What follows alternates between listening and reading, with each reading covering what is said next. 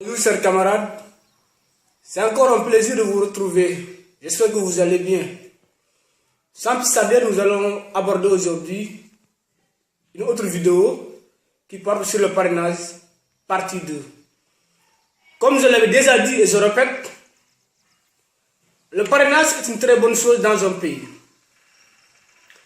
Dans la mesure où il participe à l'organisation de la démocratie de ce pays, mais aussi il participe au filtrage, disons, du milieu politique.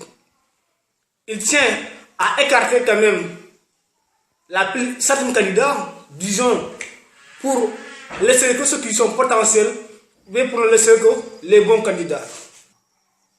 Ces derniers temps, vous avez constaté au Sénégal, depuis 2013, on parle que de pétrole et de gaz.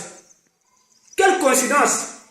Avec l'apparition dans le milieu politique sénégalais, disons, d'une myriade et d'un pléthore de partis politiques et de candidats indépendants, tout concourant à toutes les élections. Ça c'est à l'hémicycle, d'autres convoitent le fauteuil présidentiel. Dans un pays, c'est vrai, tous ces gens-là ne peuvent pas être quand même des candidats, mais tous ces gens-là aussi ne peuvent pas faire la politique. Dans un pays, il faut qu'il y ait un filtre. Mais ce qui me désole dans tout cela, c'est que la plupart de ces candidats-là sont financés par des lobbies internationaux, des multinationales qui convoitent le marché sénégalais. Ils convoitent le marché sénégalais. Et si nous commettons l'erreur de mettre le PIB, de laisser le pays entre les mains de ces personnes-là, nous aurions dû commettre quand même l'une des plus grandes erreurs de notre histoire. L'une des plus grandes erreurs de l'histoire politique de notre pays. Parce que les Occidents, ces multinationales-là et ces lobbies-là vont quand même, disons, ruiner le pays. Ils vont mettre le pays dans la pauvreté. Moi, je pense que si on veut faire la politique, ou bien si on veut être quand même président d'un pays, c'est parce qu'on a des ambitions politiques. C'est parce qu'on est animé par un devoir de patriotisme.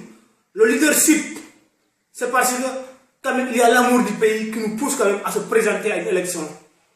Mais si on se présente quand même à une élection parce que uniquement on est animé quand même par des intérêts égoïstes, par des intérêts individuels, là il y a forcément un problème. Pourquoi je dis cela?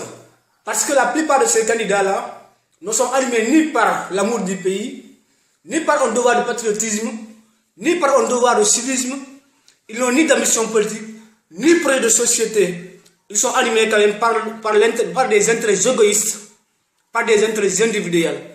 Ils sont là que pour servir quand même l'Occident. Et nous ne devons pas accepter quand même ces gens-là prennent le pays.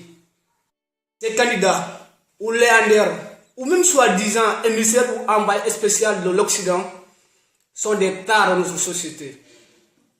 C'est des tares qui gangrènent la société. C'est des microbes. Nous devons les combattre. Nous ne pourrons développer qu'en les combattant. Il faut qu'ils partent. Ils ne méritent pas quand même de diriger ce pays-là.